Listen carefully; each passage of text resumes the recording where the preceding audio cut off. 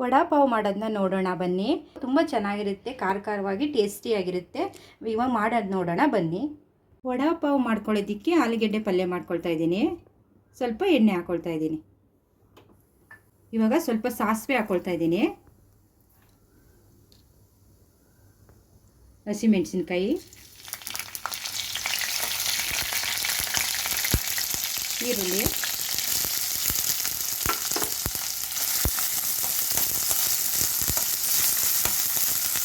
ಉಪ್ಪು ಹಾಕ್ಕೊಳ್ತಾ ಇದ್ದೀನಿ. ಸ್ವಲ್ಪ ಅರಿಶಿನ ಪುಡಿ,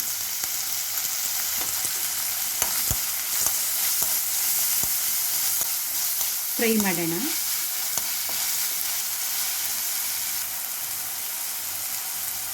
ಬೆಳ್ಳುಳ್ಳಿ ಶುಂಠಿ ಪೇಸ್ಟ್ ಹಾಕ್ಕೊಳ್ತಾ ಇದ್ದೀನಿ.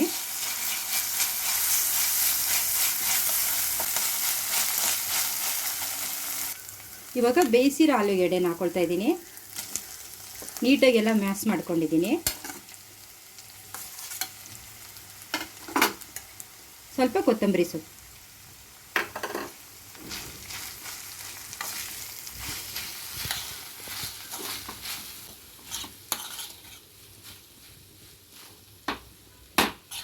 ಇವಾಗ ನೋಡಿ ರೆಡಿ ಆಗಿದೆ. ಇವಾಗ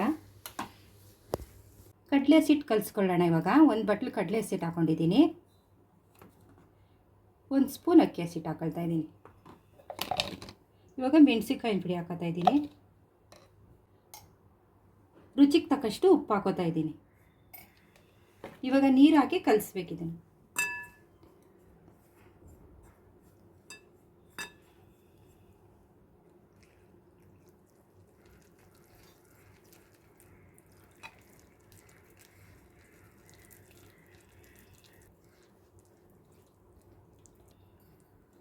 ಇವಾಗ ಕಲಸಾಗಿದೆ ನೋಡಿ, ಇಷ್ಟಾದರೆ ಸಾಕಾಗುತ್ತೆ.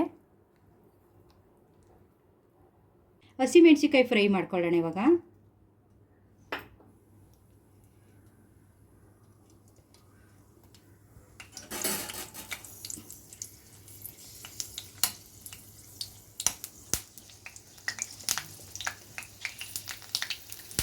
ಹಸಿಮೆಣಸಿನ್ಕಾಯಿ ಎಣ್ಣೆಲಿ ಕರೆದಿದ್ದಾಗಿದೆ. ಸ್ವಲ್ಪ ಹುಷಾರಾಗಿ ಕರಿಬೇಕು, ಆ ಮಖಕ್ಕೆಲ್ಲ ಸಿಡಿಯುತ್ತೆ ಇದು.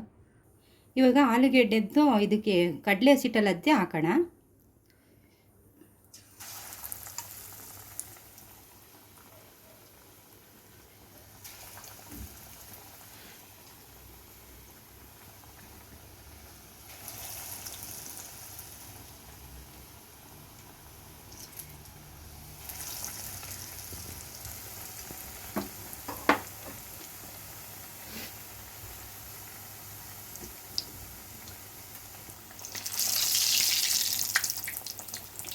ಇವಾಗ ತಿರುಗಿಸೋಣ.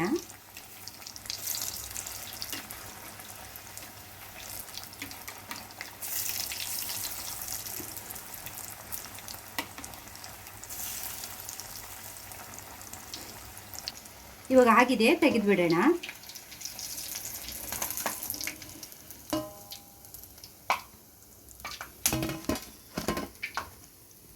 ಗ್ರೀನ್ ಚಟ್ನಿ ಮಾಡ್ಕೊಳ್ಳೋದಕ್ಕೆ ಕೊತ್ತಂಬರಿ ಸೊಪ್ಪು ಹಾಕ್ಕೊಳ್ತಾ ಇದ್ದೀನಿ. ಸ್ವಲ್ಪ ಪುದೀನ ಸೊಪ್ಪು, ಬೆಳ್ಳುಳ್ಳಿ ಸ್ವಲ್ಪ, ಹಸಿಮೆಣಸಿನ್ಕಾಯಿ 1-3 ಹಾಕ್ಕೊಳ್ತಾ ಇದ್ದೀನಿ. ಸ್ವಲ್ಪ ಉಪ್ಪು ಹಾಕ್ತಾಯಿದ್ದೀನಿ, ರುಚಿಗೆ ತಕ್ಕಷ್ಟು ಉಪ್ಪು. ಸ್ವಲ್ಪ ನಿಂಬೆ ರಸ ಹಾಕ್ಕೊಳ್ಳೋಣ.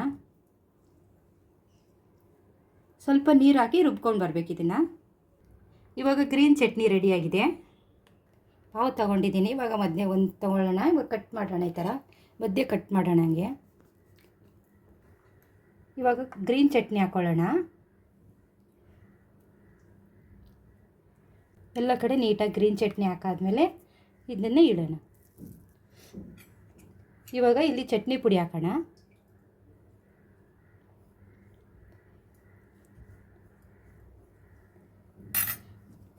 ಇವಾಗ ಇಲ್ಲಿ ಮೆಣಸಿನ್ಕಾಯಿ ಇಟ್ಬಿಟ್ಟು ಇದನ್ನ ಈ ಥರ ಮುಚ್ಚೋಣ.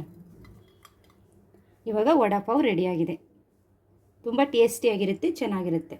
ವಡಾ ಪಾವ್ ರೆಡಿಯಾಗಿದೆ. ಇಷ್ಟ ಆದರೆ ಲೈಕ್ ಮಾಡಿ, ಶೇರ್ ಮಾಡಿ, ಸಬ್ಸ್ಕ್ರೈಬ್ ಮಾಡಿ.